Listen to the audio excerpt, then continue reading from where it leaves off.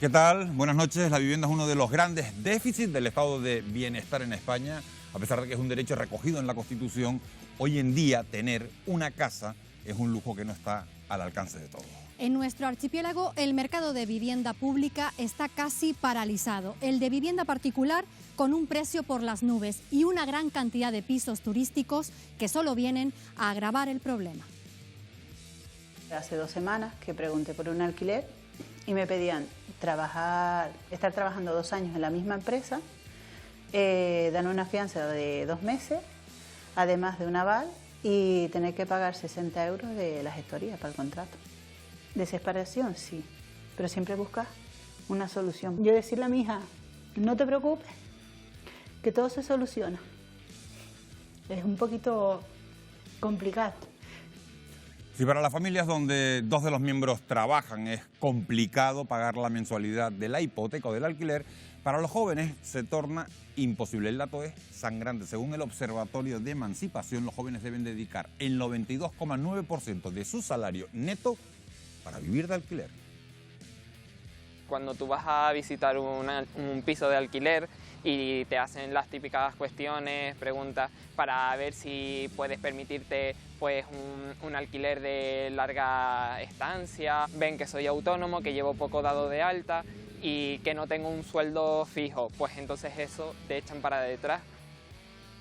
Hoy analizaremos además el caso del barrio de Guanarteme, en la capital Gran Canaria, que ha sufrido una transformación radical en los últimos años. El precio del metro cuadrado está disparado, impulsado también por la cantidad de alquileres vacacionales que hay en la zona. ¿Han recibido presiones para vender sus propiedades y marcharse del barrio?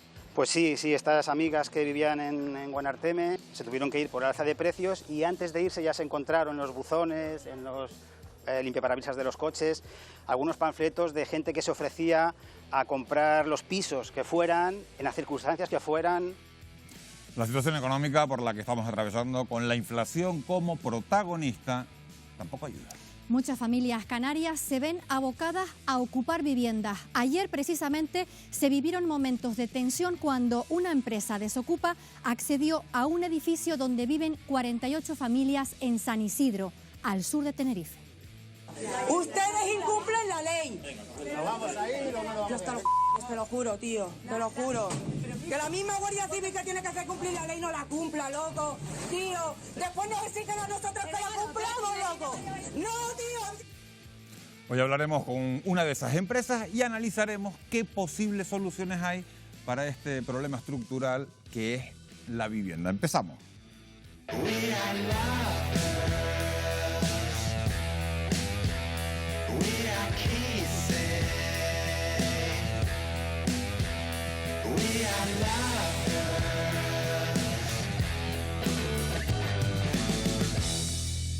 Bueno, pues para hablar de todas estas cuestiones nos acompañan esta noche 4 expertos de distintas profesiones. Vamos a empezar a presentárselos. Nos acompaña Fernando Rodríguez, que es director de la Asociación Provivienda. Fernando, buenas noches, bienvenido. Gracias por acompañarnos. Está con nosotros también Natalia Mármol, que es arquitecta. Natalia, bienvenida.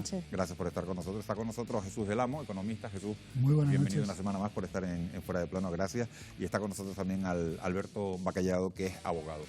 Alberto, gracias. Gracias a ustedes, muy buenas noches. Buenas noches, gracias por estar con nosotros. El problema de la vivienda, como decimos, afecta especialmente a Canarias. El coste del arrendamiento en las islas ha aumentado un 49%, fíjense, en 5 años. Estamos hablando del mayor incremento de toda España, según un estudio del portal inmobiliario Fotocasa. Pero no es el único dato que arroja este estudio sobre la realidad habitacional de nuestro archipiélago, donde el precio del alquiler no para de subir. Lo podemos comparar con el del año pasado. Laura de Pablo, muy buenas noches. ¿Qué porcentaje de nuestro sueldo en 2021 se dedicaba a pagar el alquiler?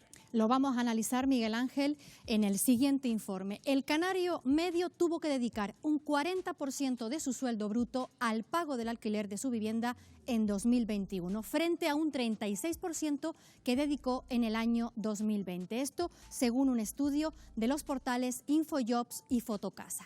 Según el portal inmobiliario, a cierre de 2021, el precio del alquiler en Canarias se situó en casi 10 euros mensuales por metro cuadrado. Según Infojobs, el sueldo bruto medio del archipiélago en 2021 era de 1.924 euros al mes. Esto supone que los isleños tuvieron que dedicar un 40% del salario al pago del alquiler por una casa de 80 metros cuadrados. Por provincias hay ligeras diferencias. Si analizamos los datos, los habitantes de Las Palmas destinaron un 41% de su sueldo frente al 39% que dedicaron los de Santa Cruz de Tenerife. Además, y según el portal Fotocasa, el precio acumulativo de la vivienda en alquiler en las islas ha subido un 42% en los últimos 5 años, lo que se traduce en que ahora pagamos 770 euros de media por un piso de 80 metros cuadrados frente a los 543 euros al mes que destinábamos, por ejemplo, en el año 2016. Estos datos colocan a Canarias junto a la Comunidad Valenciana y La Rioja como uno de los lugares más afectados por el incremento del alquiler durante el último lustro. Un encarecimiento que hace que para muchos canarios el acceso al alquiler sea casi una misión imposible. Lo vemos en el siguiente vídeo.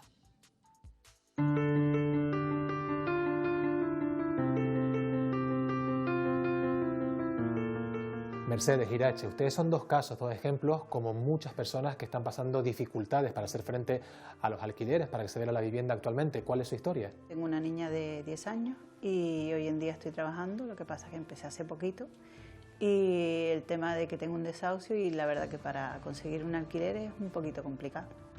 Cuando yo me separé, lo que es el juez nos dejó esa vivienda para que estuviéramos mi hija y yo. Que al no podernos echar mi expareja, pues tuvo que meter al padre para que nos echara.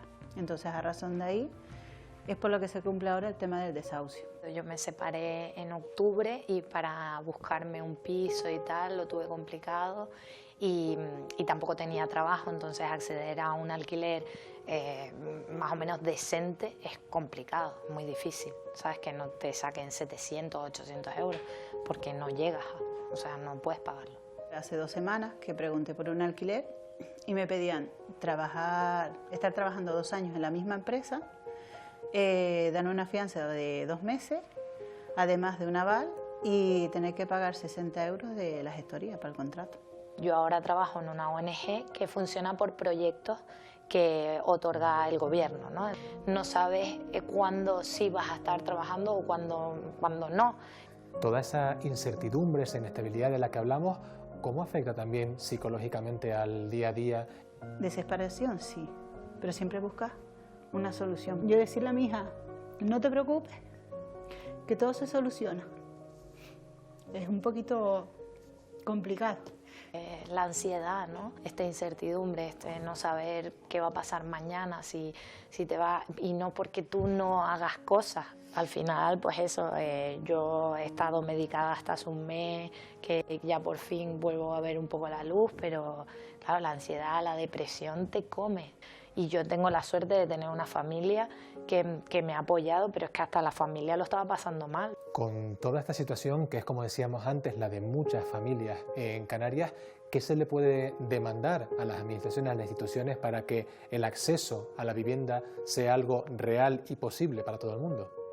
El tema de ayudas, que sí puedo asegurar que me he movido, tanto en ayuntamientos, en organismos, en viviendas, todo eso, la verdad que lo he preguntado.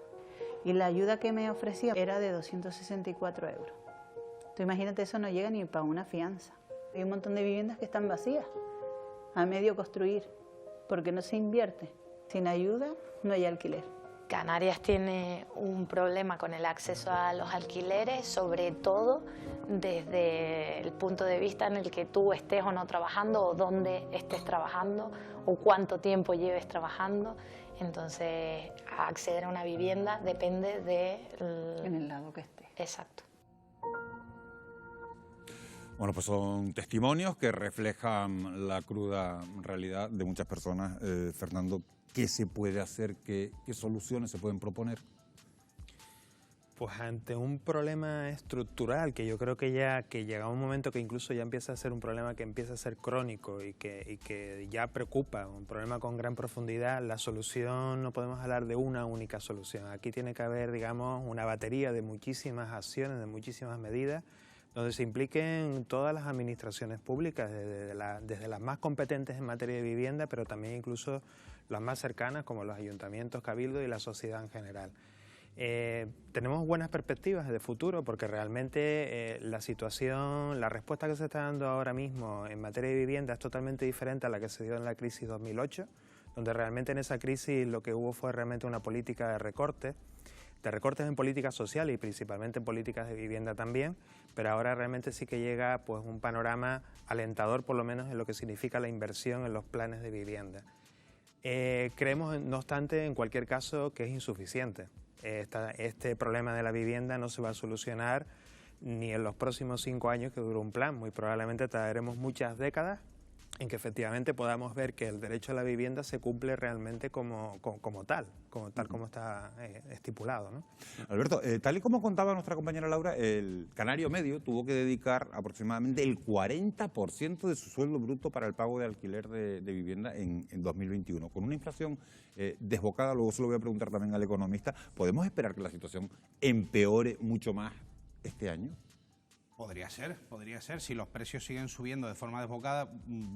Repito, no soy economista, pero sí veo lo que se ve en los juzgados. Y efectivamente, la subida de los alquileres que viene aparejado con la subida también de los tipos de interés de las hipotecas, eso va a provocar que evidentemente todo lo que tenga que ver con el parque inmobiliario vaya a ir subiendo poco a poco y por lo tanto esa bajada de precios que todos estamos esperando, especialmente la de la vivienda, yo por lo menos no soy optimista viéndola ahora mismo. ¿El economista qué dice? Sí, estamos en una situación realmente preocupante a nivel de inflación, ¿no? Suben todos los precios. Estamos en una situación distinta en el 2008, que fue una burbuja inmobiliaria que afectó a un sector muy determinado, pero ahora estamos prácticamente, todos los sectores de la economía nos vemos afectados, ¿no? Además, tenemos un problema estructural en España con el tema, no solo en Canarias, sino en toda España, ¿no? También tenemos un problema cultural, porque prácticamente el único ahorro que tenemos los españoles medios para nuestra jubilación es la inversión en vivienda, ¿no? Entonces, al final, somos un país de propietarios, cosa que no ocurre en otros países del mundo, ¿no? Aquí el alquiler ha sido un parche o se ha tomado como algo transitorio, ¿no? En un cambio de localización, pero la idea del español siempre es comprar y además cuando un mercado que normalmente te cuesta el mismo esfuerzo prácticamente una hipoteca que un alquiler, ¿no? Entonces ahí es donde también hay que tomar una serie de medidas a nivel institucional, social, como decíamos, para cambiar también esos hábitos, ¿no? Y que no sea un estigma tener un alquiler de una vivienda. Eso al economista le pregunta a la arquitecta Natalia Mármol, ¿deberíamos exigir que el derecho a una vivienda digna se equipare al derecho de disponer sanidad y enseñanza pública de calidad, por ejemplo? Sí, yo creo que hay que cambiar un poco la mentalidad. A mí lo que sí te quería comentar, que creo que es importante, es que a largo plazo vamos a tener soluciones, pero a corto, urbanísticamente, tenemos muchos problemas. Tenemos 3 puntos claves. Uno, tenemos un problema con los planes generales, es decir, el que quiere invertir y crear nueva vivienda que hace falta, pues los planes generales están obsoletos y las licencias tardan mucho. Después tenemos un déficit de vivienda de protección oficial que ya viene desde hace muchísimos años. Y un tercer punto, que a lo mejor ahí me la estoy jugando, pero creo que la regularización del alquiler vacacional en muchos puntos sería beneficioso cuando las ciudades y los municipios sepan qué quieren hacer con su ciudad. Vendría muy bien para regularizar, tener más mercado y por lo tanto tener más opciones y bajar. Enseguida vamos a tocar varios de los puntos que ha tocado Natalia, sobre todo este del alquiler vacacional también, ¿no? Que se habla de un nuevo término que se llama gentrificación, algo así, ¿no? Vamos a analizar todo eso. Antes quiero hablarles de otro asunto porque el gobierno de Canarias, fíjense, sobre todo esto que estábamos hablando del mercado inmobiliario, pretende sacar al mercado durante los próximos 4 años 700 casas de alquiler asequible. Las familias que accedan a estos inmuebles pagarán un alquiler que no podrá ser superior a los 500 euros. Los propietarios que deseen ceder su vivienda deberán hacerlo a través de la empresa pública Visocan y será esta entidad pública la que abone la renta mensual independientemente de que haya o no arrendatarios y de que estos paguen o no el alquiler. ¿Qué les parece a ustedes esta iniciativa? Bueno, estamos hablando de el salario mínimo en España, creo que va a subir ahora a 1.000 euros, si no me equivoco, ¿verdad? Pues si el pago máximo va a ser de 500 euros, 50% solo destinado a la vivienda. A mí me sigue pareciendo un porcentaje bastante elevado. Es una ayuda, tal y como acaba de decir nuestra compañera la arquitecta, es una ayuda. Desde luego, pero yo creo que se está parcheando el problema, que tal y como dijo la compañera hace un momentito, ni siquiera hemos terminado de desarrollar la ley del suelo. La ley del suelo del 2008 que se reguló en este país, no hemos terminado de desarrollarla en esta comunidad autónoma y por lo tanto los planes no pueden seguir adelante. No sabemos cómo calificar el suelo. Por lo tanto, no vamos a saber cuál va a ser el precio real de la vivienda o del suelo en algunos municipios. Fernando. Bueno, yo creo que esta es una de las medidas que están... ¿Te parece acertada la medida? Me parece acertada la medida, es una de las medidas que conforma el Plan Canario de Vivienda, porque realmente viene a movilizar el parque de vivienda vacía y desocupada. Hay que decir que se estima, según las estadísticas, que hay alrededor de 130.000 viviendas vacías desocupadas. Hay que preguntarse también por qué, ¿no?, están esas viviendas vacías desocupadas. Y una de ellas principalmente suele ser los miedos al alquiler, las inseguridades que puede tener un arrendador a la hora de alquilar una vivienda. Creo que con programas de este tipo que se moviliza el parque de vivienda asequible, que yo creo que es donde realmente tenemos que hacer también el foco. El problema que estamos teniendo no solamente es de escasez de vivienda, sino también de que sea asequible para toda la familia. Desde Provivienda ya hace muchísimo tiempo que venimos trabajando en medidas similares a esta y nos alegra que por fin se convierta en una política pública, que no deje de ser solamente una medida que hagamos desde el tercer sector, sino que también la propia administración la asuma como tal, ¿no? Bueno, pues acceder al mercado laboral, a pesar de los buenos datos de esta semana, es difícil para los jóvenes. No hablemos de acceder a una vivienda. Según el Observatorio de la Emancipación, el 82% de los jóvenes españoles de entre 16 y 29 años no puede independizarse debido al alto precio de los inmuebles y a las malas condiciones salariales. Hoy en día, y según el mismo observatorio, los jóvenes deben poner casi el 93%, 92,9% de su salario neto para vivir de alquiler.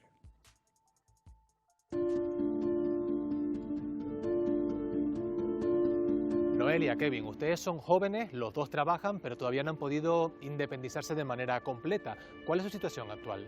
Yo trabajo actualmente por cuenta ajena, pero estoy compartiendo piso, no he podido independizarme de forma completa. Yo soy autónomo y de momento vivo con mis padres. Sí he estado en búsqueda de alquileres, pero es muy complicado y más en mi situación como autónomo. Sobre todo los precios de los alquileres están bastante caros, es difícil encontrar uno que precio y bienes esté más o menos de calidad, y el sueldo que ahora tiene un trabajador por cuenta ajena no es que sea el mejor y te pueda dar para cubrir los precios tan caros que tienen los alquileres actualmente. Cuando tú vas a visitar un piso de alquiler y te hacen las típicas cuestiones, preguntas para ver si puedes permitirte pues un alquiler de larga estancia, ven que soy autónomo, que llevo poco dado de alta y que no tengo un sueldo fijo, pues entonces eso te echan para detrás. Con todo eso, ¿cómo se plantean el futuro a la hora de hablar de una emancipación total? Pues en este caso,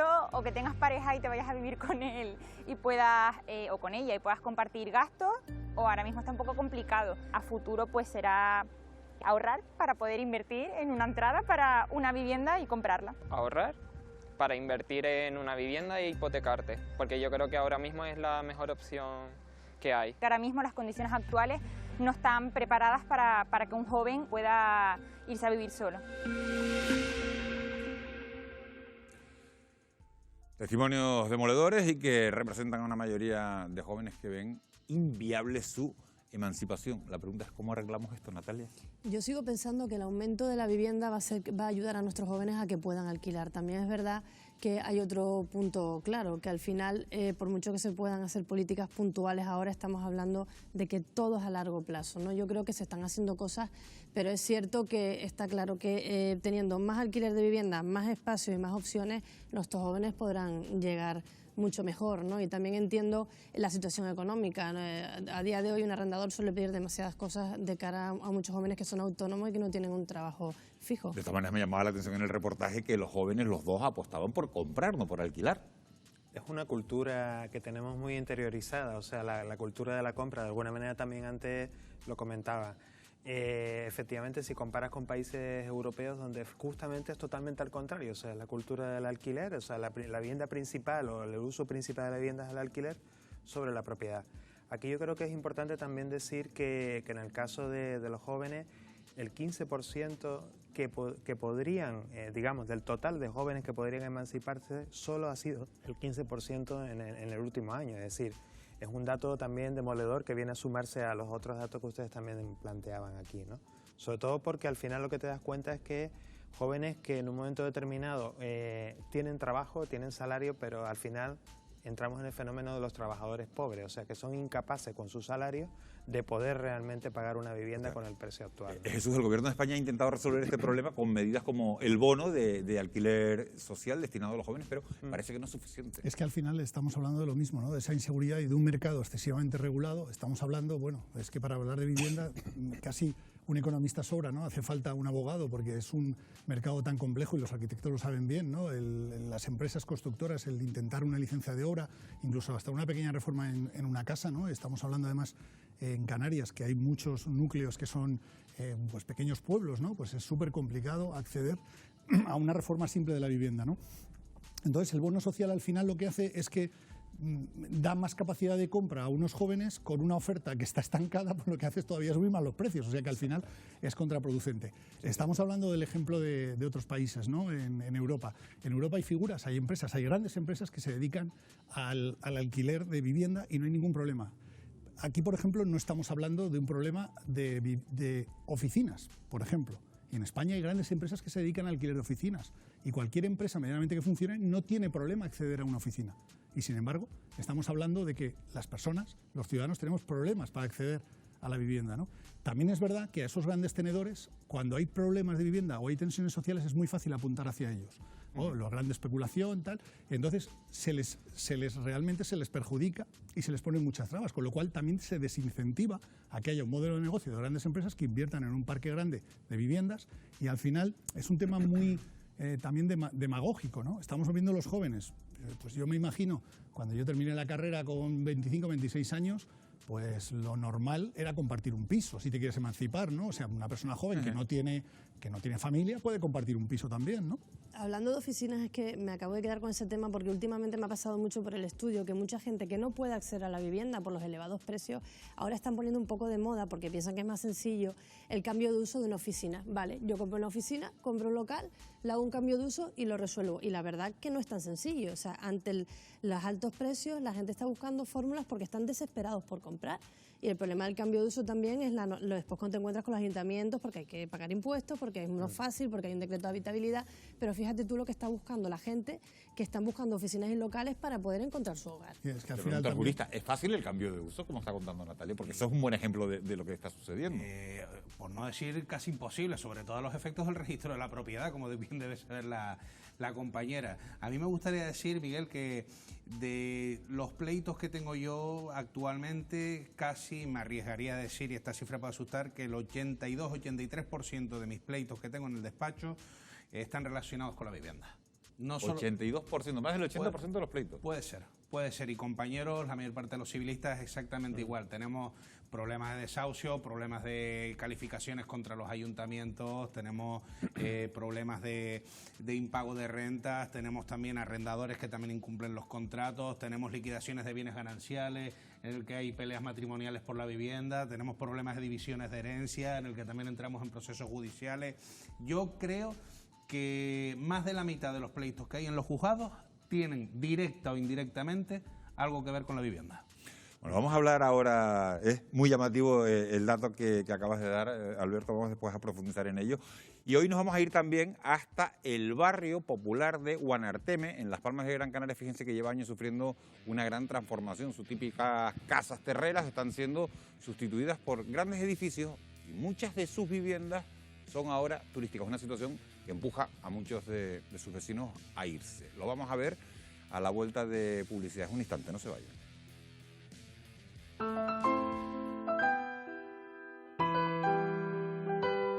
¿Han recibido presiones para vender sus propiedades y marcharse del barrio? Pues sí, estas amigas que vivían en Guanarteme se tuvieron que ir por alza de precios y antes de irse ya se encontraron en los buzones, en los limpiaparabrisas de los coches, algunos panfletos de gente que se ofrecía a comprar los pisos que fueran, en las circunstancias que fueran.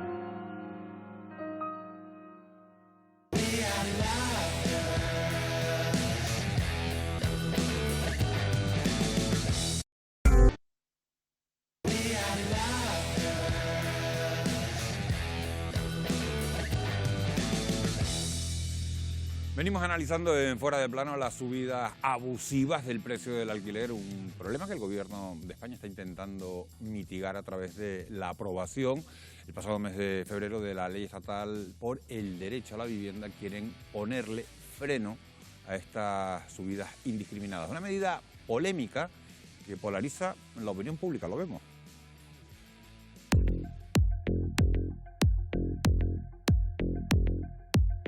Canarias es la región donde más personas viven de alquiler. 3 de cada 10 familias residen en viviendas arrendadas. Esto coincide con la subida exponencial del precio del arrendamiento en las ciudades canarias. Hasta 22 municipios en las islas se encuentran bajo la denominación de zona tensionada, con precios del alquiler excesivamente altos. La subida indiscriminada de los precios del alquiler ha sido uno de los principales problemas que ha dificultado el acceso a la vivienda. Por este motivo, desde finales de 2019, el Gobierno central ha tratado de implementar políticas de vivienda para poder frenar las subidas abusivas de los precios del alquiler.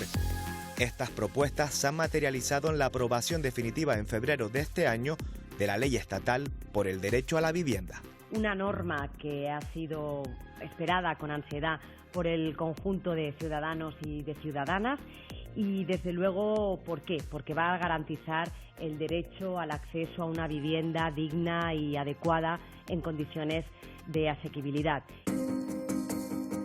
A través de esta ley se deja en manos de las autonomías la posibilidad de declarar cuáles son las zonas tensionadas y así limitar el precio de los alquileres de grandes propietarios o congelar las rentas de los pequeños caseros. Pero, ¿hasta qué punto es lícito topar el precio de los alquileres a través de un decreto ley? Resulta que en nuestra Constitución esa norma es excepcional. Lo que dice la Constitución es que solamente en casos de extraordinaria y urgente necesidad y que en ningún caso puede afectar a los derechos del título primero de la Constitución.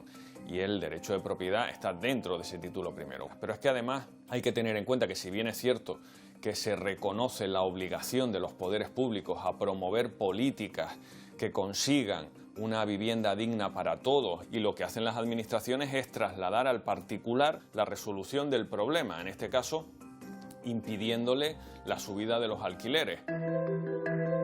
Mientras la población espera la protección de las instituciones, en la práctica es el libre mercado el que se encarga de establecer los precios, una cuestión sobre la que los economistas debaten desde hace décadas. Lo que hay que entender es que si bien la inflación viene para quedarse, está en unos niveles, digamos que máximos de los últimos 30-40 años, que tenderá a corregirse en los próximos meses y por tanto no conviene intervenir el mercado privado para contrarrestar ese efecto, sobre todo porque el mercado debe autorregularse. ¿Qué otras medidas o qué otras estrategias se podrían implementar para rebajar los precios de los alquileres? En 2012 se creó lo que se llama la Sareb o el Banco Malo, que siguen teniendo como 40.000 viviendas en stock, ¿no? Digamos que son viviendas que podrían ser gestionadas dentro del ámbito público. Y en segundo lugar, yo creo que hay partidas dentro de lo que es el presupuesto nacional. Quizás se podría redestinar parte de ese dinero a incentivar con bonificaciones el acceso a la vivienda para los jóvenes o para las familias vulnerables. También hemos querido conocer la opinión de un economista que sí está a favor de la intervención del libre mercado. Me parece una medida totalmente acertada y además conveniente porque venimos de un periodo temporal en el que los precios de los alquileres no han hecho más que dispararse. Por un lado, lo que hace es limitar las ganancias de aquellas personas y aquellas empresas que viven del alquiler. Y por otro lado, lo que logra es que personas que de otra forma no podrían vivir en determinados espacios de las ciudades, pues puedan hacerlo. En los años recientes, donde se han aplicado limitaciones en los precios de alquiler, la oferta de vivienda no ha menguado. Eduardo, pero ¿y este tipo de medidas en qué lugar dejan la figura del propietario? Es anteponer los intereses generales, los intereses que, como digo, están recogidos en la Constitución, antes que el negocio de libertad absoluta de esos propietarios, ¿no? Tras la aprobación de la ley por el derecho a la vivienda, la oferta de casas de alquiler ha caído más de un 15% en España. El motivo es la incertidumbre de los propietarios ante la posibilidad de establecer un límite al precio. Esther, tú eres propietaria de un piso. ¿Qué opinas de la posibilidad de fijar un precio máximo a tu vivienda? Hombre, pues me parece fatal, la verdad, porque la propiedad privada es sagrada, ¿no? Es un derecho constitucional y bueno, creo que una de las pocas herramientas que tenemos los propietarios y por lo menos los pequeños propietarios de defendernos ante posibles problemas con inquilinos, pues es precisamente el precio del alquiler. Al final alquilas como un acto de fe. ¿Desde cuándo tienes esta vivienda alquilada? Yo tengo una vivienda alquilada desde el año 2011. En estos 11 años yo no les he subido ni un euro de alquiler. Probablemente si mi experiencia hubiera sido diferente, seguramente sí hubiera podido subirle el IPC cada año. Pero sinceramente mi casa está cuidada, son puntuales en el pago. Posiciones contrapuestas sobre una misma realidad que tiene como objeto el poder garantizar el derecho al acceso a una vivienda digna.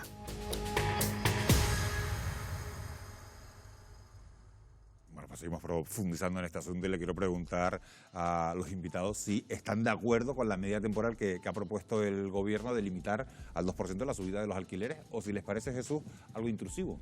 Vamos a ver, en este caso aquí yo juego con ventaja porque cualquier control de precios en la economía no funciona y es un hecho. O sea, simplemente hay que ver las consecuencias en otros sitios donde se han hecho este tipo de controles, ¿no?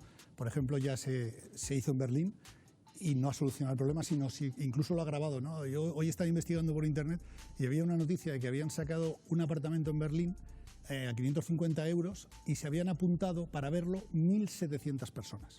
O sea, el control de alquiler nunca funciona. Ya no estamos hablando aparte de un derecho, efectivamente, a la propiedad, ¿no? Y al uso y disfrute y al marcar un precio libre. O sea, por ahí, por el control de precios, no vamos a solucionar el problema, siempre lo vamos a agravar. ¿Y qué dice el director de Provivienda?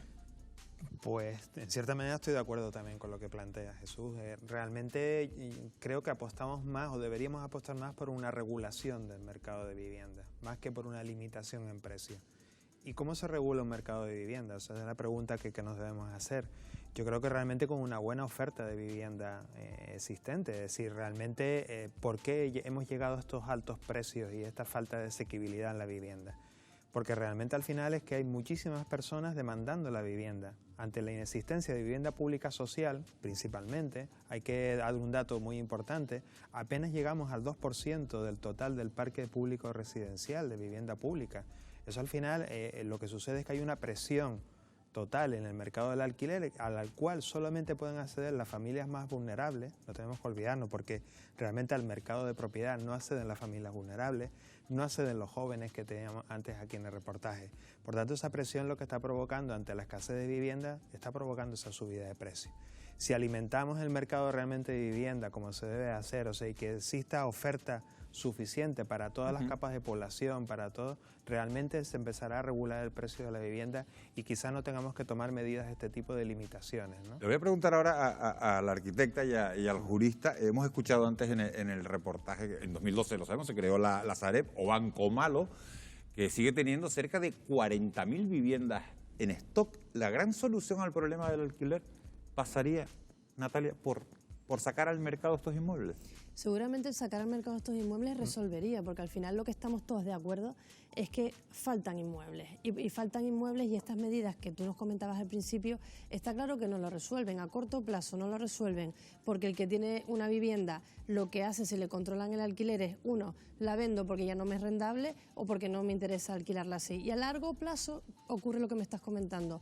¿Por qué? Porque el promotor no va a crear vivienda nueva, porque no le interesa, porque no le es rentable y porque al final tampoco va a comprar para rehabilitar, que ya nos gustaría que hubiera más rehabilitación y además eficiente en estos tiempos. Entonces sería sacar lo que está sacando y además crear vivienda nueva. Yo creo que la solución ni a corto ni a largo lo va a resolver este ámbito, ¿no? Yo desde luego no me voy a meter en materia de economistas porque el compañero creo que ha sido excesivamente claro, igual que los otros compañeros, pero desde luego el problema radica precisamente en la falta de oferta de vivienda. Está clarísimo. Yo, por ejemplo, cuando me independicé, cuando terminé mi carrera y cuando me puse a trabajar como autónomo, lo que buscas es una vivienda a la que tú puedas acceder, una vivienda asequible. ¿Y cuál era el problema?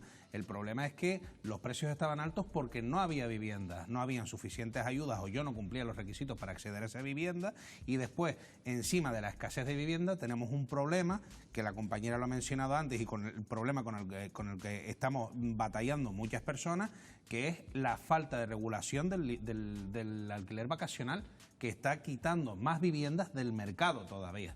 No conoces la escaleta, pero parece que sabes de lo que vamos a hablar a continuación. Fíjate, Alberto, porque fíjense, en algunas zonas históricas de Canarias se están produciendo modificaciones enfocadas a crear un entorno más agradable. La mejora de calles, parques y edificios atraen la llegada de residentes con mayor poder adquisitivo. Estos nuevos residentes atraen a su vez nuevos negocios que transforman el entorno, haciendo que lleguen más turistas. A partir de aquí, los precios suben y los vecinos históricos del barrio no pueden permitirse el lujo de residir en la zona. Es un fenómeno que se conoce como gentrificación. El barrio de Guanarteme, en Las Palmas de Gran Canaria, es un claro ejemplo. Vean.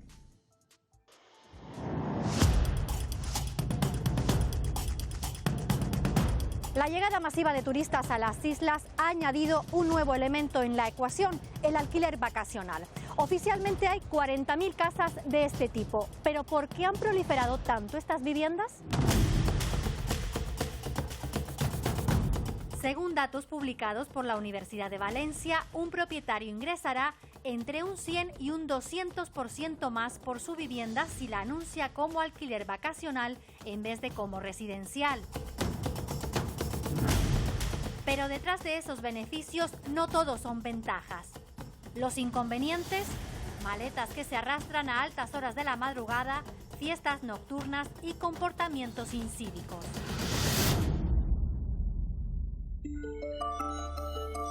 Yo creo que sí conviene desmitificar algunos conceptos, algunos sanbenitos que se le han colgado al alquiler vacacional, como si todos los turistas que nos visitaran en Canarias fueran gángsters que vienen a causar perjuicios o destrozos en la ciudad. Yo no creo que expulsa de manera masiva a los propietarios. De hecho, estamos en el barrio del Pilar y no se ve ni un turista, son todos residentes. Mi familia, todos nacimos aquí en Guanarteme y ninguno hemos podido vivir aquí.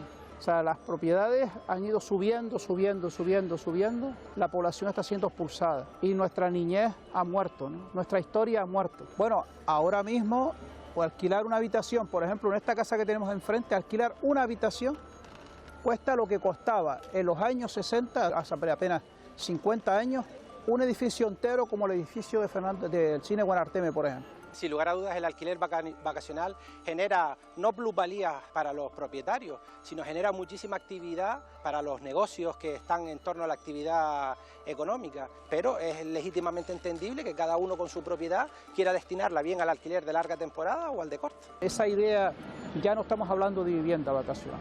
O sea, incluso hasta el término está pervertido, porque lo que estamos hablando es de un hotel en medio del casco urbano, porque un señor que está 5 días y se va, 10 días se va, 20 días se va, no está viviendo en el sitio.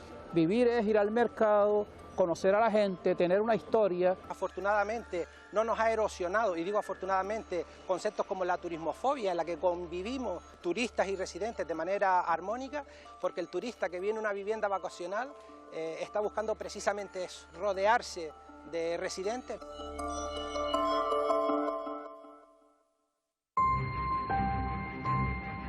La complicación para acceder a una vivienda en las zonas céntricas ha alimentado la denominada gentrificación.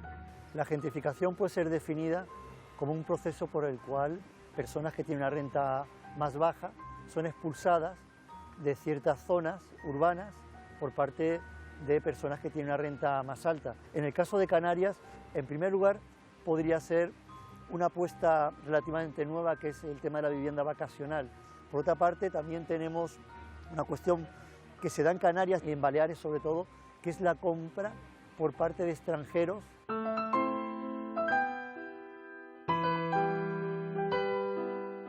Carlos, tú hace 20 años que vives en este barrio donde nos encontramos en Guanarteme, que ahora mismo es uno de los más gentrificados de Canarias. ¿Cómo es vivir en un barrio así? Pues por ejemplo con pérdida de amistades o de relaciones personales, porque con la gentrificación y el alza de precios ha habido amigas que no han podido sostenerlo y han tenido que irse a otros barrios, incluso fuera de la ciudad.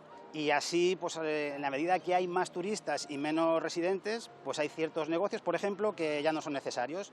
Y he vivido como ferreterías y papelerías, alguna mercería resiste, pero han tenido que cerrar, Y entonces esa gente a la que yo iba al lado de mi casa a comprar, que estableces unas relaciones, pues se pierde y eso le resta riqueza al barrio. Y esa llegada de turistas a veces implica unos conflictos de convivencia con los residentes, especialmente si se dan dentro del mismo edificio. ¿Han recibido presiones para vender sus propiedades y marcharse del barrio?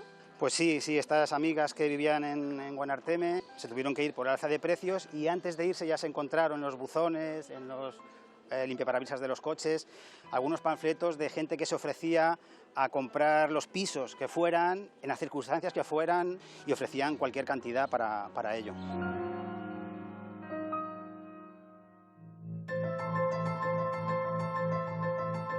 La Isleta es otro de los barrios más tensionados de la capital Gran Canaria por su cercanía con la zona turística de Las Canteras. Tito Martín, ¿qué tal? Vecino de La Isleta, ¿se ha cotizado tanto el barrio en los últimos años, tanto para comprar como para alquilar? Efectivamente, La Isleta y todo el entorno de Las Canteras es muy atractivo para vivir. De hecho, hoy he llegado a casa y me he encontrado esto debajo de la puerta, que viene diciendo: tenemos el cliente para su propiedad, total eficacia y garantía y demás. Y se ve que hay movimiento económico porque hay promotores con ganas de comprar. Tú que has recibido esa publicidad de una inmobiliaria, ¿te irías del barrio? No, yo a día de hoy no me voy de La Isleta. ¿Cuál es la solución para lograr que nadie se vea expulsado de sus ciudades por los altos precios? ¿Cómo contentar a propietarios e inquilinos? Bueno, pues visto lo visto, uno se pregunta si la gentrificación, Fernando, es una amenaza para la identidad de los barrios canarios. Efectivamente, vamos, afirmo que sí, que efectivamente es una amenaza.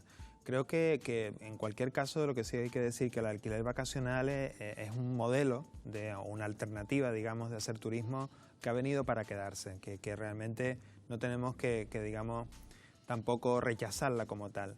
Lo que sí está ocurriendo, y es realmente donde está el verdadero problema, que se está situando principalmente en zonas residenciales, en nuestras ciudades, en donde realmente se está produciendo esa expulsión, como se está planteando en el reportaje, de aquellas personas que ya vivían allí. Y además también otro doble efecto también, que es la subida de precios que se produce en la propia zona, ¿no?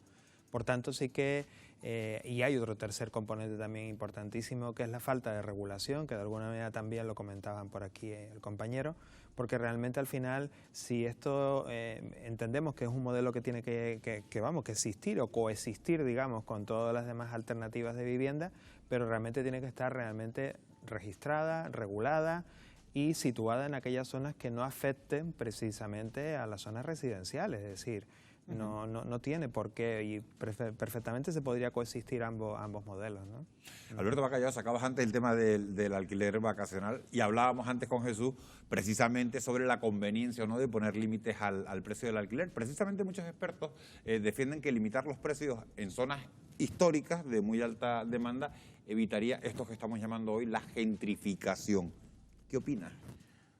Yo creo que no se va a poder evitar. Ya se ha intentado en Madrid, se ha intentado en otras ciudades y, como bien acaba de decir el compañero, mientras no haya una regulación concreta, mientras no se haga una calificación del suelo como se ha hecho con los polígonos industriales, como se ha hecho con los parques, como se ha hecho con las zonas, mientras no identifiquemos qué clase de tipo urbanístico queremos, cómo queremos organizar nuestras ciudades y cómo queremos organizar las urbanizaciones en general, dónde queremos meter las empresas, dónde queremos meter las industrias, dónde queremos meter las empresas hoteleras, no vamos a solucionar este problema. ¿Por qué? Porque, por ejemplo, este problema no solo lo tenemos en los barrios, sino atenta contra las normas de las comunidades de propietarios. Las comunidades de propietarios tienen una normativa, y si un vuelo te llega a las 3 de la mañana, es decir, ya estás rompiendo con la normativa municipal, es decir, choca contra mucha normativa, tenemos que regularlo, nadie está en contra. Todo lo que sea atracción de turismo, para mí, yo siempre estoy de acuerdo, pero tiene que hacerse de forma que se respeten los derechos, en este caso vecinales. No le he preguntado al economista si es partidario de regular los precios, porque ya lo dijo antes, que no creía en esa medida, así que te hago, Jesús, otra pregunta distinta. Algunos expertos sostienen que con la gentrificación lo que se busca es sustituir a la población urbana por los turistas extranjeros que quieren vivir en zonas más céntricas. ¿Es posible mantener, y esa es la pregunta, el equilibrio entre el turismo ¿Y la población local? Bueno, es una pregunta, la verdad que es difícil de contestar, pero estamos viendo los ejemplos. Vamos a ver, esta de la gentrificación famosa no es nueva, ¿no? Esto ya pasó en Estados Unidos, en ciudades como Nueva York, ha pasado en Madrid, famoso barrio de Chueca, pero también es verdad que vemos la cara, ¿no? La cara que los vecinos se quejan de, pues sí, que un turista puede venir a las 3 de la mañana, también tu vecino puede salir de marcha y venir a las 3 de la mañana, también es verdad, o nosotros mismos hemos llegado a alguno más de una vez, ¿no? Pero a lo que voy yo es que, efectivamente, esos barrios, para la población que hay en alquiler, sufren una presión. Pero también, ¿qué ocurre con las personas que tienen pisos ahí antiguos que de repente ven multiplicado el valor de su patrimonio hasta por 10? O sea, para ellos es una suerte. O sea, tenemos los dos, lo que se ve y lo que no se ve, la gentrificación. Y es verdad, y en esto ahí tendría que intervenir más la arquitecta, esto ha sido un modelo de desarrollo de las ciudades, ¿no? En los años 60 se produce en España el famoso fenómeno migratorio de la ciudad, o sea, del campo a la ciudad, se crean, digamos, urbes alrededor de las ciudades y el centro se va degradando. Hasta el momento que en los años 70 y los años 80 casi todos los centros históricos de las ciudades, de las capitales de provincia en España, eran hasta peligrosas. Tú moverte en los años 80 en Madrid por la Gran Vía o por Chueca era peligroso. Sin embargo, en los 90 llegamos al ejemplo contrario. La gente tiende a buscar más las afueras otra vez y ya como las afueras están muy saturadas, quieren volver al centro y empiezan a subir. O sea, y ahora cuando llegamos con el tema del COVID, hemos vuelto a lo contrario. O sea, el que le pilló la pandemia en un piso de 60 metros cuadrados está soñando con volverse a las afueras. O sea, es también un tema de modas. Y la moda, pues es moda. La moda Natalia, ¿quería hacer algún apunte? La verdad que creo que todos pueden convivir. El problema que tenemos que está ahora mismo en manos de los ayuntamientos, ordenar, regularizar esta situación del alquiler vacacional. Los ayuntamientos, sinceramente, no saben qué modelo de ciudad quieren. Si, por ejemplo, en Guadalajara tuvieran claro que ahí quiero localizar el alquiler vacacional, ya hubieran planificado la nueva vivienda, la ubicación y además la movilidad, como nos puede pasar a los que vivimos en el Sausal y tenemos que ir a Santa Cruz, los problemas de movilidad. Yo creo que todo se puede planificar, el problema es que no hay planificación. Entonces se está dejando de los ayuntamientos a ver qué pasa y los ayuntamientos no son capaces de coger el toro por los cuernos y tener claro lo que quieren para cada municipio. Esta noche estamos hablando del problema que tiene para miles de canarios, que supone para miles de canarios acceder a una vivienda. En las islas hay cerca de 18.000 solicitantes a la espera de una vivienda pública. ¿Cuáles son los planes del gobierno autonómico para atajar este problema? Lo vamos a abordar en solo unos minutos, a la vuelta de publicidad, no se vaya. Tenemos en marcha la previsión de 2.438 viviendas públicas y casi 6.000 viviendas protegidas, que es lo que queremos hacer con este plan 2020-2025. Mucha gente nos dice, con eso no se cubre todo. Claro que no se cubre todo, pero es que llevamos, como bien comentabas, casi 10 años sin vivienda pública.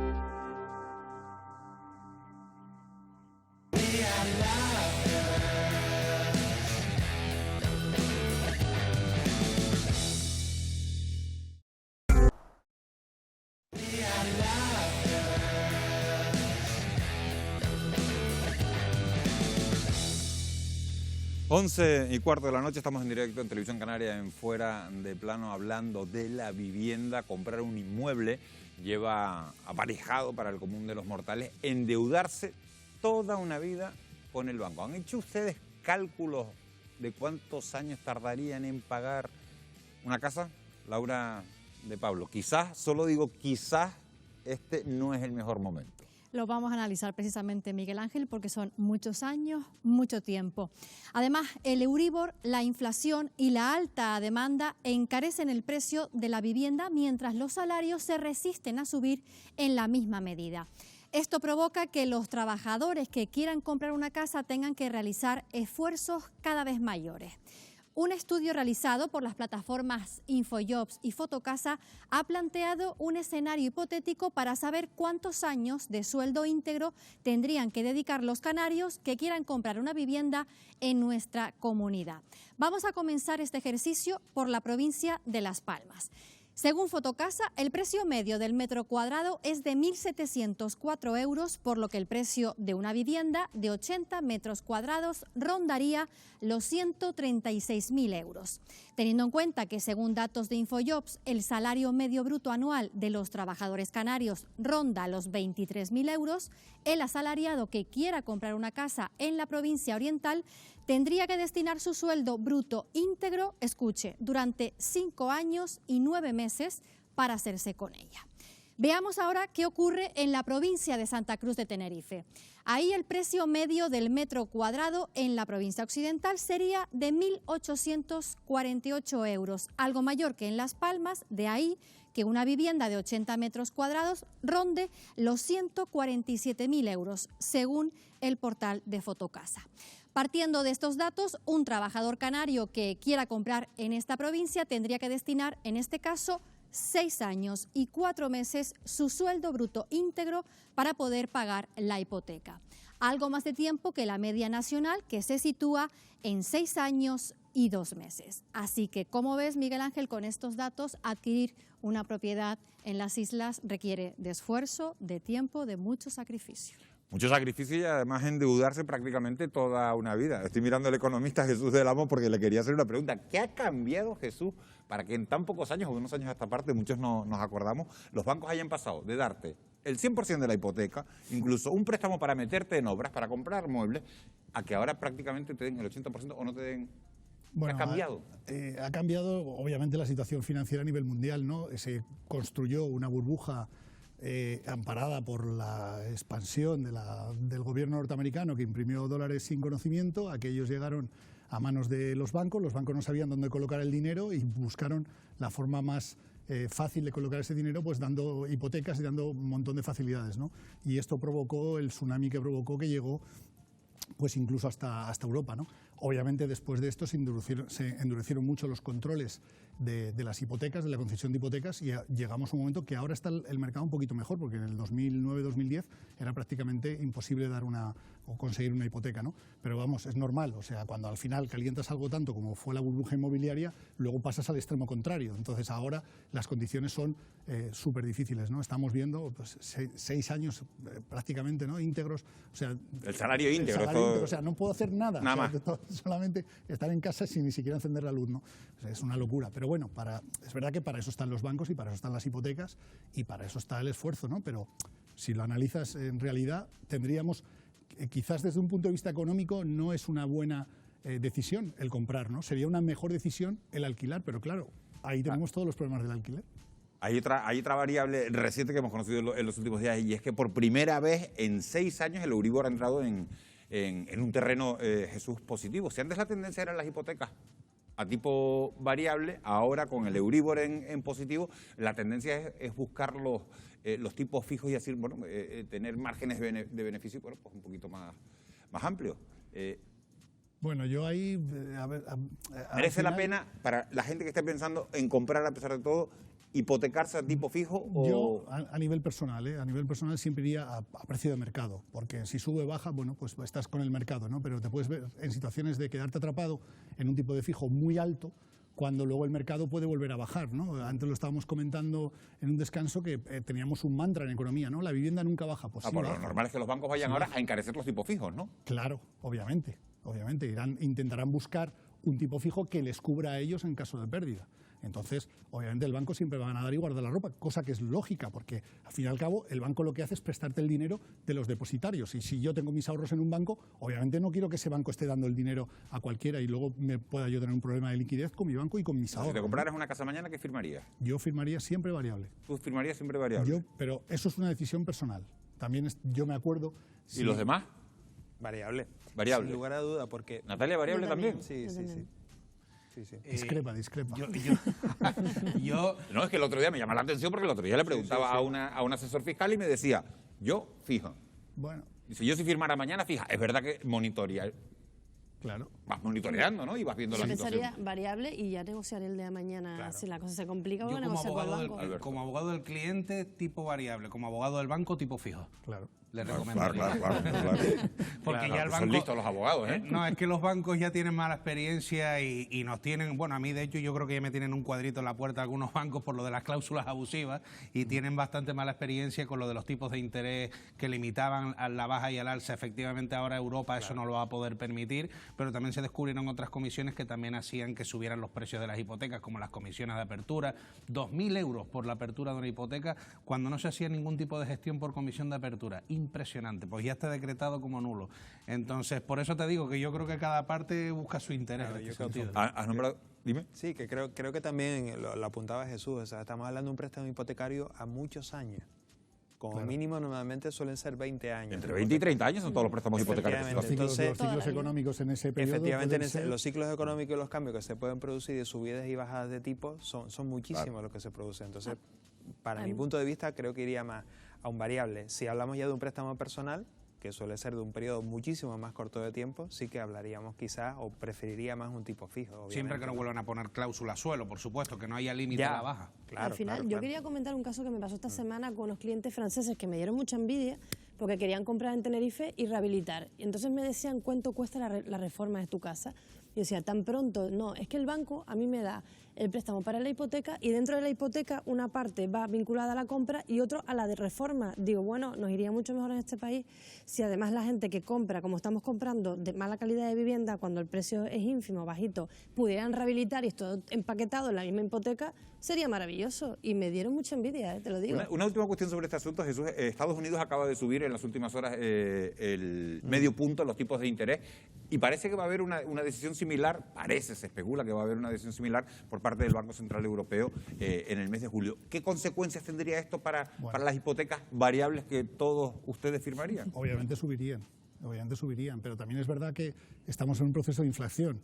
El proceso de inflación también es verdad que al final lo que hace es que tu vivienda, si tú tienes una deuda, esa deuda en términos reales es menor. O sea que aunque suba la cuantía de la cuota, esto es un poquito quizás difícil de entender, pero digamos que es lo contrario de la gasolina, ¿no? O sea, yo tengo la gasolina y el banco es el que tiene que pagarme, ¿no? Entonces, si sube la inflación, mi gasolina vale más que la del banco. Entonces ahí tienes ese efecto que compensa. Por eso yo apostaría siempre por el variable. Pero ya te digo que es una decisión solamente personal. Pero no es académica, es significativo que de las 4 personas que están invitadas en la mesa, las 4 apuesten por el variable, ¿no? Sí.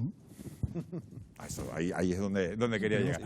Bueno, ustedes se preguntarán, ¿cómo solucionamos todo esto? Bueno, pues una de las soluciones a este problema pasaría por la construcción de más vivienda pública, pero está prácticamente paralizada en este archipiélago. El alto precio de las materias primas y el desabastecimiento de suministros ponen en peligro los planes públicos de nuevas viviendas. Laura de Pablo.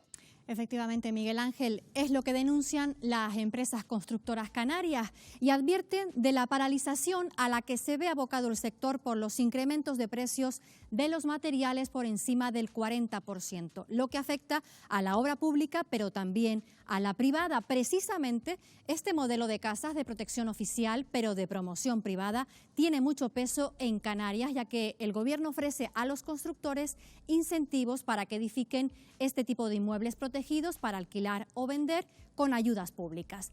Pero los márgenes con los que trabajan las empresas son cada vez más escasos y los módulos que se han pactado con el Gobierno canario para entrar en el Plan de Vivienda 2020-2025 se están quedando por debajo de los precios de mercado debido a la inflación, ya que los suministradores están subiendo los precios del cemento, del hormigón y de otros materiales cada pocos días. Una dificultad que podría prorrogar aún más los 8 años de paralización de construcción de vivienda pública en Canarias.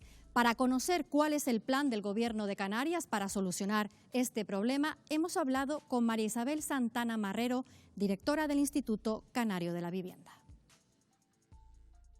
Isabel Santana, directora del Instituto Canario de Vivienda, gracias por atendernos. A los problemas que ya existen en Canarias de la vivienda se suma ahora la inflación. Sí, bueno, es un problema añadido más que estamos teniendo a lo largo de esta legislatura, un problema que desde el Gobierno de Canarias estamos intentando atajar con el Real Decreto que se aprobó para ayudar a los promotores en los distintos concursos públicos, añadiendo la subida de precios necesaria para que puedan seguir concursando. las islas llevan ya 8 años sin construir vivienda pública y hay más de 18.000 personas esperando por ella. ¿Qué planes hay para cubrir esta demanda? Hay que decir que Canarias llevaba 8 años sin plan de vivienda. Por eso ahora mismo tenemos en marcha la previsión de 2.438 viviendas públicas y casi 6.000 viviendas protegidas, que es lo que queremos hacer con este plan 2020-2025. Mucha gente nos dice, con eso no se cubre todo. Claro que no se cubre todo, pero es que llevamos, como bien comentabas, casi 10 años sin vivienda pública. ¿Qué más acciones se deberían hacer, además de la que se está llevando a cabo ahora, para dar solución a este problema de la vivienda? Sí, en general todas las acciones que estamos llevando a cabo buscan como objetivo poner más vivienda en el mercado, porque entendemos que esa es la fórmula para que la situación que estamos padeciendo se normalice. Uno de los grandes problemas que tenemos en Canarias, y yo creo que todos lo hemos visto, es que hay mucha gente particular que tiene segundas y terceras viviendas y que no les gusta alquilarla porque lo típico, siempre lo hemos oído, no quiero poner la casa en alquiler a cualquiera porque luego van y me la destrozan. Entonces lo que hemos optado es por poner esta bolsa donde el Gobierno de Canarias, en este caso a través de Visocan, te garantiza que tú vas a cobrar tu alquiler. Esta vivienda se pone en una bolsa y se pone a disposición de familias que tienen pocos recursos. Nosotros esperamos poder poner en marcha hasta 400 viviendas este año. Está también el que los fondos europeos nos han dado 45 millones de euros para la construcción de lo que se llaman viviendas en alquiler asequible. Con todo ello, más nuestro plan de vivienda, nosotros entendemos desde el Gobierno de Canarias que es el momento de poner las 3 líneas en marcha, o sea, no solo construcción, sino también rehabilitar y terminar las viviendas que quedaron a medio en la crisis que yo creo que ya hemos olvidado, la de 2008. Isabel Santana, muchísimas gracias por atendernos. A ustedes. Bueno, pues ya lo han oído, Canarias tendrá 2.438 viviendas públicas más y casi 6.000 protegidas a través del Plan de Vivienda 2020-2025, teniendo en cuenta que hay 18.000 demandantes para estas viviendas. La pregunta, Fernando, es si crees que sigue faltando ambición. Bueno, la propia directora ya lo decía, efectivamente, ante la pregunta que dice que se le está haciendo de si efectivamente es suficiente, claramente es insuficiente. O sea, eso es a todas luces, sumas las cifras de vivienda y está claro que es así, ¿no? Creo que la apuesta que se está haciendo del Plan Canario de Vivienda le falta un elemento que yo creo que también es muy importante, que es la rehabilitación del parque existente de vivienda. O sea, realmente tenemos muchas viviendas, muchos edificios, muchos barrios con vivienda precaria, con vivienda en malas condiciones de habitabilidad, incluso muchas de ellas cerradas por incapacidad de los propios propietarios de invertir en la rehabilitación de esas viviendas. Y yo creo que también puede ser una apuesta clarísima en este tema. Sobre todo vivimos en un territorio que además el archipiélago canario, pues gracias a que tenemos mucho territorio, mucho suelo protegido, muchos parques nacionales, parques naturales, etcétera, donde llegará un momento que será totalmente imposible seguir construyendo, más allá de que sigamos recalificando y destruyendo terreno ya que no se debería de tocar. Por tanto, creo que sí, que tenemos que empezar a pensar que una de las líneas interesantes pueden ser esas. Los fondos europeos que ahora se han anunciado, los fondos de recuperación, transformación y resiliencia, apuestan claramente por esta línea, pero también una rehabilitación integral, también pensando en la rehabilitación energética. Hay que añadir otro dato también importantísimo del tema de la vivienda, que es todo lo relacionado con la pobreza energética en el hogar, que se produce principalmente por la mala calidad de la construcción, por la mala calidad de las viviendas, más allá también de los altos precios de la luz que también estamos sufriendo, ¿no? Nos vamos a ir a publicidad, pero quería preguntarte, Alberto, hacerte una pregunta. ¿Qué tipo de protección podemos darle a la vivienda pública? ¿Podríamos evitar de alguna manera que el suelo público no pueda descalificarse?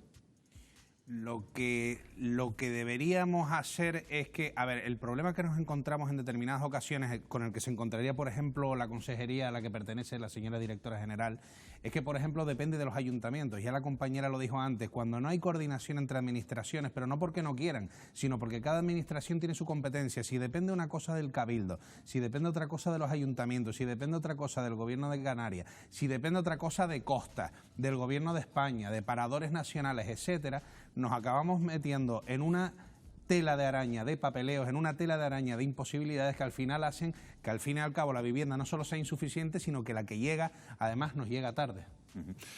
Vamos a hablar ahora de otro asunto muy interesante también, lo que acabas de contar, que son los ocupas. Es un asunto que está en boca de mucha gente y les doy un dato. ¿Sabían ustedes que en Santa María de Guía, en Gran Canaria, se encuentra una de las comunidades de ocupas más grandes de toda España? Hemos ido hasta este municipio de la isla de Gran Canaria para comprobar por qué la mayor parte de personas que viven allí no ven otra opción que ocupar una vivienda.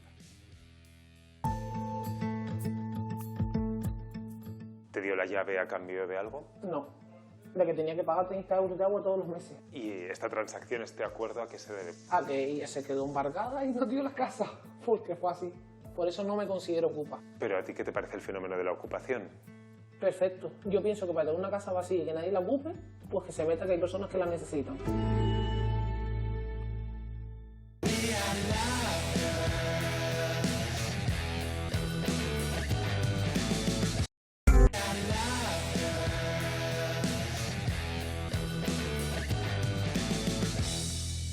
11:34 de la noche hablamos de ese tema que llama tanto la atención y que necesita tantas respuestas. La ocupación ilegal de viviendas genera una gran alarma social en este archipiélago. Pero vamos a preguntarnos hoy cuáles son las cifras. ¿Es un problema real en nuestro territorio? Laura de Pablo, somos todo oídos, tú tienes los datos. Lo analizamos, Miguel Ángel, en este informe porque precisamente no existen cifras oficiales de viviendas ocupadas en España, pero sí se puede saber el número de denuncias presentadas ante la policía y la Guardia Civil. Las fuerzas de seguridad recibieron 13.389 denuncias por ocupación de viviendas entre enero y septiembre de 2021, según el último dato registrado por el Ministerio del Interior. Según esos datos, en Canarias se registraron 406 denuncias, un 14% menos respecto al mismo periodo de 2020, lo que sitúa a nuestra comunidad muy lejos de las cifras que arroja, por ejemplo, Cataluña, con 5.689 denuncias, o Andalucía, con 1.994 casos. Hay que puntualizar que estos datos reflejan tanto los allanamientos de morada como la usurpación, pero son delitos diferentes. La mayoría de las ocupaciones son en realidad una usurpación de vivienda y suelen producirse en pisos vacíos de bancos y entidades jurídicas. Los ocupas pueden enfrentarse a penas de entre 3 a 6 meses de cárcel en caso de acceder sin violencia a la vivienda y de 1 a 2 años de cárcel si existe violencia. En estos casos, y debido a la sobrecarga judicial, el desalojo puede demorarse varias semanas o incluso meses. El allanamiento de morada es, sin embargo, un delito flagrante por el que los cuerpos y fuerzas de seguridad del Estado pueden desalojar a los ocupas de forma inmediata, tanto en la residencia habitual como en la segunda residencia, siempre y cuando se compruebe que en la vivienda residen sus propietarios. Este tipo de ocupaciones son prácticamente inexistentes y además llevan aparejadas penas de hasta 4 años de cárcel si hay violencia o intimidación. En cualquier caso, el problema de la ocupación preocupa en determinadas zonas del archipiélago. Es el caso de Santa María de Guía, en Gran Canaria, donde se ha instalado la mayor comunidad ocupa de España. Lo vemos en el siguiente vídeo. Aquí, en Santa María de Guía, desde el año 2013 se encuentra la comunidad ocupa más grande de toda España. Son en total 250 vecinos, 149 de ellos menores. Sostienen que la ocupación es la única forma de contar con un techo. Carmen nos abre la puerta del piso donde vive con sus 2 hijos y su pareja desde hace 8 años. ¿Por qué no quieres dar la cara? Pues porque estoy harta de dar la cara en un sitio que no nos ayuda. ¿Creéis que no tenéis apoyo de las administraciones? Que rellenemos papel y entreguemos para los pisos. Y así llevamos esperando, ¿cuánto? 8 años. A mí nunca me llegó ninguna respuesta. Ni si está aprobado, si estoy para las listas, nada. Y yo no me considero ocupación. Porque a mí la dueña me dio la llave para que yo viniera aquí. La persona que dio la vivienda, estaban dándola. Yo vine, pregunté. Y me dijeron que sí, que me daba la vivienda. Me dio la llave hasta el día 28 de agosto. ¿Te dio la llave a cambio de algo? No, de que tenía que pagar 30 euros de agua todos los meses. ¿Y esta transacción, este acuerdo, a qué se debe? A que ella se quedó embargada y nos dio la casa. Porque fue así. Por eso no me considero ocupa. ¿Pero a ti qué te parece el fenómeno de la ocupación? Perfecto. Yo pienso que para tener una casa vacía y que nadie la ocupe, pues que se meta que hay personas que la necesitan. Ella mantiene que no ha dado ninguna patada en la puerta, pero ya se ha enfrentado a un proceso de desahucio que quedó paralizado. ¿Cómo lo vivisteis? Fatal. Pues que no sabía dónde irme con mis hijas. ¿Qué edades tienen tus hijos? 8 y 3. Imaginemos que en este proceso judicial que está abierto finalmente culminara con un desalojo. El desalojo, pues cuando el desalojo yo voy a tener que recurrir para que no lo haga. Porque ¿a dónde me voy? ¿Dónde No podrías tengo ir? madre y mi padre es toxicómano. ¿Qué hago? Dime tú, ¿cuál sería la alternativa que tendrías? Pues que mi abuela me recogiera y vivir en un salón con mi abuela. ¿Qué ingresos tienes tú en esta casa? ¿Tienes 2 personas a tu cargo? Creo que tienes pareja además. Cobro una ayuda de paro, 460 euros. ¿Y tu pareja también tiene ingresos? Trabaja. Pues él cobra 700, pues unos 1.100 y algo. ¿Con 1.100 euros no podríais alquilaros una casa? No, porque te piden fianza, te pide el segundo mes y aparte los requisitos. Lo único que pido es que me den un techo y si no que nos dejen esto de alquiler social. Que no le estamos molestando a nadie ni le hacemos nada. Que ¿para qué quieren estas viviendas ahora mismo? El inmueble La Esperanza es considerado por el ayuntamiento un edificio ocupa.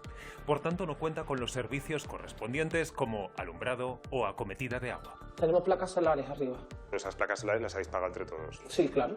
Y la luz pues con el sol. ¿Y con el agua cómo hacéis? El agua pues por Cuba. ¿Tú sueñas con poder tener tu propia casa de pleno derecho? Sí. Y esta es la única opción. Que me tienen que dar la casa. Que yo no me voy de aquí hasta que no me den mi casa. Ah, sí. Y si no, que nos dejen esta de régimen alquiler. Que si esto lo normalizan, todo sería mejor. Conocemos también el caso de Isabel, madre de 2 hijos, uno de ellos con discapacidad. 2 hijos. Tengo uno de 18 que tiene problemas y otro de 6. ¿Tienes alguna otra alternativa para poder vivir que no sea en esta situación? Sí, pues en la calle. Porque yo no tengo dónde vivir. No tengo... Sí, precisamente yo tengo madre, pero en casa de mi madre no podría vivir. ¿Qué ingresos tienes? No tengo nada. Mi novia no trabaja y yo tampoco. Pero tienes que comer todos los meses. Sí, sí. A mí me suele ayudar mi suegro y un poco mi madre. Y también, no voy a engañar porque voy a decir la verdad, las asistentes sociales. ¿Y de qué manera se consiguen viviendas como esta? Porque tú me dices que fue a través de un amigo, tal. A mi hermana le dieron una llave y mi hermana me la dio a mí. ¿Contáis con los servicios municipales correspondientes? El alumbrado no tenemos. Yo precisamente llego por la noche a veces y tengo que encender mi móvil para que mis niños no se me caigan para poder llegar a mi casa. Tú me dices que en caso de que hubiera una orden judicial te quedarías en la calle. En la calle. Entiendo que le habéis pedido a las administraciones que os concedan una vivienda de protección oficial. Sí. ¿Y cuál ha sido la respuesta? No lo sé, porque yo llevo muchos años y ya estoy cansada de ya solicitudes, ya... y nada. Ninguna respuesta. Isabel, ¿tú duermes tranquila? No. No, tranquilo. ¿Qué es lo que te preocupa? Que vengan cualquier día, nos vengan aquí a desahuciar ya. Estos 2 testimonios que acabamos de conocer dejan claro que no les queda otra alternativa que vivir de ocupas, pero hemos querido consultar con un abogado experto. ¿Es legítima la ocupación como forma de asegurarse un techo donde vivir? En ningún caso se puede tomar como legítima una ocupación, ya que estamos contraviniendo el derecho de una de las personas, que en este caso son los propietarios. En la ley actual, pues no hay una protección a lo que es el ocupa en sí, pero sí que hay una desprotección a lo que es el titular de una vivienda. Las alternativas que tienen estas personas y que la ley ofrece, y también el Estado, porque es su obligación, a las personas desamparadas y que tienen pocos recursos, existen las viviendas de protección oficial. Lo que pasa es que a día de hoy no hay una construcción ni tampoco una cartera por parte de la Administración que ofrezcan ese servicio. La ocupación de viviendas es considerada ilegal en España. A pesar de ello, son 120.000 inmuebles los que están habitados en nuestro país por personas a las que esas casas no les pertenecen, a la espera de otra solución habitacional. Testimonios como los que acabamos de escuchar demuestran que la mayoría de personas que ocupan una vivienda no lo hacen para ahorrarse un dinero, sino porque no ven otra opción. Alberto, ¿qué soluciones les podemos dar? A ver, esto sí lo veo yo casi semanalmente y desde las 2 partes, tanto desde las personas que son ocupadas como las personas que ocupan las viviendas. De todas maneras, tenemos que distinguir varios tipos de ocupaciones y la legislación también debería tenerlo en cuenta. Por ejemplo, no es lo mismo ocuparle la vivienda a una familia que no tiene otra casa y por lo tanto comete un allanamiento de morada que ocupar un edificio que está abandonado, que fue embargado por una entidad bancaria hace 10 años y cuya entidad a lo mejor está incluso abolida o desaparecida. Es que hay distintas formas de ocupar. Ahí está la ocupación por necesidad y después está la ocupación con fines especulativos, que también existe, todos tenemos que decirlo. ¿Soluciones? La solución, ojalá este tipo de edificios pudieran ser, por ejemplo, rehabilitados y embargados por los organismos públicos. Bueno, de hecho creo que es Canadá el que tiene la legislación en este sentido, en el que edificios que los tienes abandonados y descuidados durante un cierto tiempo son embargados hacia el erario público y pueden ser empleados. En este caso, en España vendría de maravilla para esto. Le pregunto al jurista porque es el especialista, no sé si los demás, Fernando, sí. Lo que yo creo que es muy acertado lo que acabas de comentar, pero sobre todo también hay una cuestión que se podría, digamos, empezar a trabajar con todo este tipo de familias, que es proceder a la regularización también de la situación. Efectivamente, si localizas al propietario y se puede llegar a determinados acuerdos, ¿por qué no rehabilitar esa vivienda e incluso darles un título válido para que realmente puedan pasar de ser de una situación de ocupación a una situación, por ejemplo, de arrendamiento, ¿no? Creo que podría ser una fórmula también que podría solucionar. Como una solución. Estábamos viendo que en Canarias se registraron 406 denuncias entre enero y septiembre. Con estos datos, ¿estamos magnificando, Natalia, el problema? Yo creo que no, que el problema es mucho más grave porque esos son los que se registraron. Después hay que ver las que no se registraron, porque hay casas, por ejemplo, con herencia, muchas casas que la gente desconoce, muchas viviendas.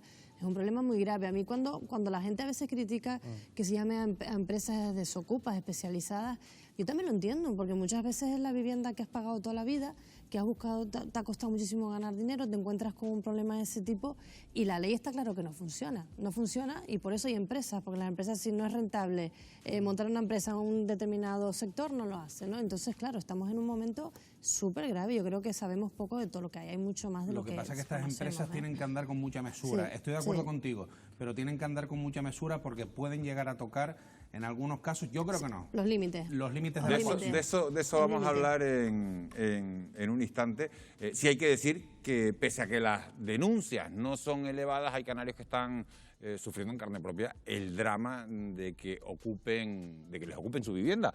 Es lo que le ha ocurrido a Ramón, un residente en Fuerteventura que padece una enfermedad degenerativa y que acaba de cumplir el sueño, fíjense, de poder recuperar su propiedad. Pablo Chueca, buenas noches. Buenas noches, Miguel Ángel. Me encuentro con María del Carmen, que es hermana de Ramón, que no ha podido estar hoy con nosotros por su delicado estado de salud. A él le diagnostican hace varios años ELA y es en ese momento cuando él decide alquilar esta vivienda de Fuerteventura para poder centrarse en sus tratamientos. Los inquilinos llevan más de 2 años sin pagar el alquiler. María del Carmen, ¿ustedes han mantenido contacto con ellos y sobre todo qué motivos le daban para no pagarles ese alquiler? Pues sí, hemos mantenido contacto. Un sobrino mío fue a dar con ellos, le hemos mandado llamadas, le hemos mandado, incluso fuimos a su casa con intención de ver la casa, no nos dejó entrar en la casa, alegando que no la tenía en condiciones porque su mujer estaba enferma y tal. Y solo pudimos ver el jardín, pero no pudimos ver la casa, no nos dejó entrar. Y en vista de esto, pues también un burofax le hemos mandado llamadas por teléfono y a lo que no ha contestado. ¿En qué condiciones tenía su hermano alquilada esta vivienda? Pues la tenía alquilada en un precio bajísimo, con agua incluida, porque su deseo de él era que le cuidaran la casa y que le cuidaran los arbolitos, porque los arbolitos que él plantó era toda su ilusión. Y bueno, dejaron de pagar sin ningún motivo y nada más. Y cuando ya nos vimos superados, pues hablamos con un abogado a ver si podía solucionarnos algo. ¿Cómo ha afectado toda esta situación en el apartado anímico a su hermano Ramón? Pues imagínese, porque al no pagar la vivienda se supone que no le tienen amor o no le tienen respeto a él. Entonces no sabe cómo está su casa. Él pensaba recuperarla para poder ir, porque fue lo que le dijo a ellos, que cuando él estuviese mejor y tal, pero que mientras la disfrutaran. Está derrotado en vista de que está gastando dinero por un lado y por otro y no consigue recuperar su casa. Bueno, pero tras 2 años de calvario, parece que mañana finalmente se les entrega la llave de esa vivienda y que esto va a tener un final feliz. Ustedes, al final, para esto tienen que recurrir a una empresa de desocupación. ¿Por qué tienen que recurrir a esta vía? Bueno, en principio es que el abogado, muy bien, pero el juicio no ha llegado. Es tan lento que cuando la justicia es lenta, no justicia. Entonces te ves, pues que nadie te ayuda por ningún lado, te ves solo. Y entonces casualmente nos enteramos de que había esta compañía. Yo al principio no sabía si era una cosa legal o no, porque uno siempre quiere estar dentro de la legalidad. Entonces cuando ya me enteré y hablé con ellos y me mandaron todos sus papeles y tal, pues nada, nos metimos ahí a ver. Y en menos de un mes creemos que por fin mañana nos den las llaves. Pues Miguel Ángel, ya lo han escuchado, una historia muy delicada que parece que finalmente va a tener un final feliz. María del Carmen, muchas gracias por atendernos y muy buenas noches. Gracias a ustedes. Gracias, Pablo. Como acabamos de ver, después de varios intentos sin éxito, la familia de Ramón decidió recurrir a una empresa de desocupación para recuperar su vivienda. Y Filiberto Escobar es el propietario de esa empresa. Buenas noches, señor Escobar. Buenas noches. ¿Qué método ha utilizado su empresa para lograr que los inquilinos morosos de Ramón abandonaran la casa en tan solo unos días? Pues lo que utilizamos siempre es la negociación, servicios de negociación, mediación, informarnos un poquito de la situación que tienen y llegar a un acuerdo. ¿Suelen tener siempre tanto éxito como en esta ocasión o son más frecuentes los casos en los que es imposible devolver la casa a su propietario? Pues mira, buena pregunta. Normalmente solemos tener mucho éxito. Tenemos un 98% de éxito en nuestros operativos y siempre suelen salir con éxito. La verdad que tenemos un porcentaje bastante alto. Usted defiende la absoluta legalidad de los métodos que utilizan en su empresa. ¿En alguna ocasión han recurrido a las amenazas o a la extorsión para echar a los ocupantes de una vivienda? No es que defienda que los métodos que utilizamos son legales, es que son legales. Y bueno, son tan legales que hemos hecho 108 desocupaciones hasta el día de hoy y tenemos 0 denuncias, ni amenazas, ni extorsión, ni coacción, ni nada por el estilo. Incluso podrías pensar que únicamente te lo digo de boca, pero podrían preguntar en el juzgado si la empresa tiene alguna denuncia y la respuesta pues será negativa. Hay una pregunta que me gustaría hacerle. ¿La mayoría de los clientes que acuden a empresas como la suya habían interpuesto previamente una denuncia ante las autoridades competentes? La verdad que un bajo porcentaje, porque la gente lamentablemente ya sabe cómo va la justicia y prefieren no denunciar, porque saben que incluso puede ser un atraso.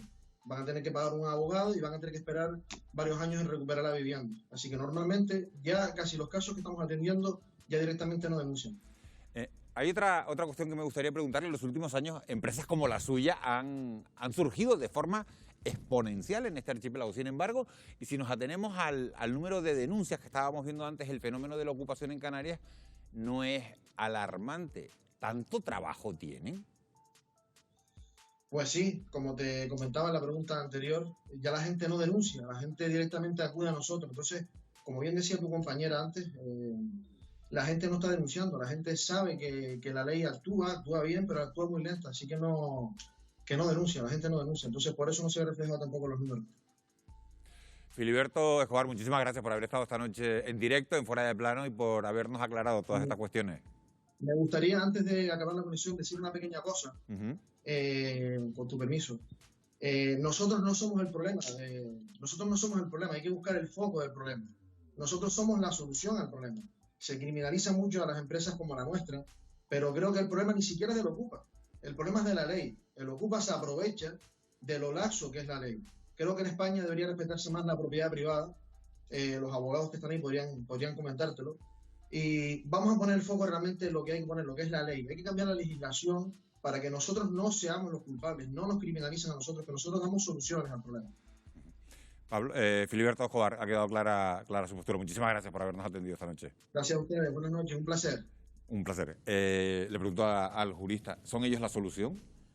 A ver, la solución es verdad que debería ser a lo mejor más la ley, pero la ley otorga soluciones que a lo mejor no se están empleando, no se están aplicando de la forma que deberían aplicarse. Tanto en la rama civil, que es la rama privada, como la rama penal, existen soluciones procesales. En la rama civil tenemos las medidas cautelares. Lo que pasa es que no sé si algunos juzgados no las aplican, o a lo mejor somos algunos abogados los que nos los pedimos, pero tenemos un proceso sumario incluso en el que se recortan los trámites procesales, e incluso hubo una reforma en el año 2018 del artículo 250.1 cuarto del Código Civil, perdón, de la Ley de Enjuiciamiento Civil, donde claramente se menciona este problema. Hay un apartado destinado para la, digamos, desocupación inmediata por parte del juzgado. A mí hay algo, Alberto, que me ha llamado muchísimo la atención, y es que hay muy pocas denuncias y que estas empresas no paran de trabajar, que tienen un montón de trabajo y te dicen que... Con lo cual hay mucha gente que no denuncia y que recurre a este tipo de empresas. Pero otra cosa, si todo el mundo denunciara, que en teoría lo que hay que hacer, con lo colapsada que está la justicia, encima generaríamos otro problema añadido, ¿no?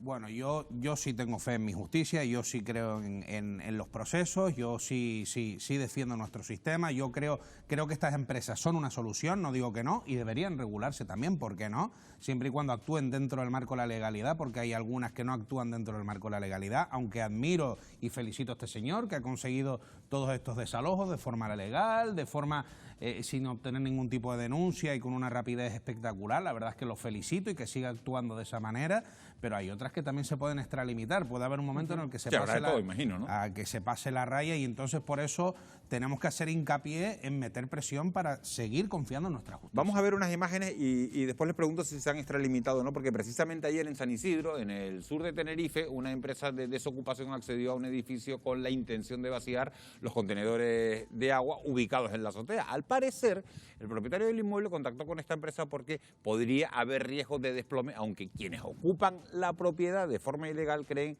que fue, bueno, pues una medida de presión para echarlos. Al final la empresa colocó unas puertas de metal que impiden a los vecinos acceder a los tanques. El momento fue bastante tenso, vean. Ustedes incumplen la ley. ¿Nos vamos a ir o no nos vamos a ir? Te lo juro, tío, te lo juro. Que la misma Guardia Civil que tiene que hacer cumplir la ley no la cumpla, loco. Tío, después nos exigen a nosotros que la cumplamos, loco. No, tío. La pregunta es directa.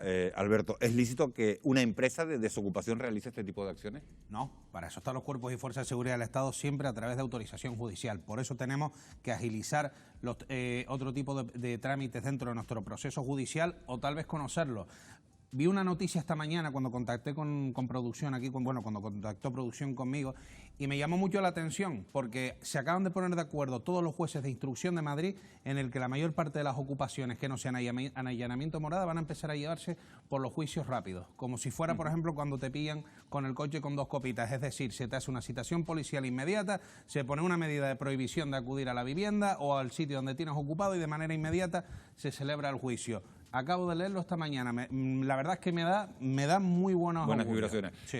Una ronda para preguntarles, ¿están a favor o en contra de este tipo de empresas? Jesús del Amo. Yo me quedaría con la exposición final del alegato que ha hecho Filiberto, ¿no? Que la verdad que se ha expresado muy bien y lo ha dicho, ¿no? Nosotros somos la solución y lo que no deberíamos de ser la solución, porque no debería haber este problema. Al final el problema es la indefensión, porque ahí nos hemos encontrado con el caso de Fuerteventura de un propietario que tiene un inquilino. No estamos hablando de una ocupación, no estamos hablando del problema este que hemos visto en Gran Canaria, que es una situación distinta a la de Fuerteventura, claro. O, claro, efectivamente, o sea, ahí es donde estamos hablando, tampoco es es más bien qué hacemos, y ahí está, y vamos al núcleo del problema que llevamos toda la noche tramitando. ¿Por qué no hay oferta de pisos? Cuando estamos en España, la mayoría de los pisos están en manos de propietarios individuales que se ven indefensos ante estas situaciones, ¿qué hacen? No alquilar. Y ya está, y al final estamos... Con brevedad, Fernando, estamos en la recta final del programa. En 30 segundos, ¿a favor o en contra de estas empresas? Totalmente de acuerdo, o sea, en lo que plantea Jesús. Yo casi no me definiría ni a favor ni en contra. Creo que el foco realmente hay que ponerlo en que efectivamente esto es una consecuencia más de las dificultades de acceso a la vivienda y la escasez de vivienda asequible que estamos sufriendo, ¿no? Yo creo que realmente esto es un fenómeno más que viene también a sumarse a todo lo demás. Creo que también hay que añadir a todo esto también otro fenómeno también que estamos viendo en nuestras calles a diario, que son las personas sin hogar.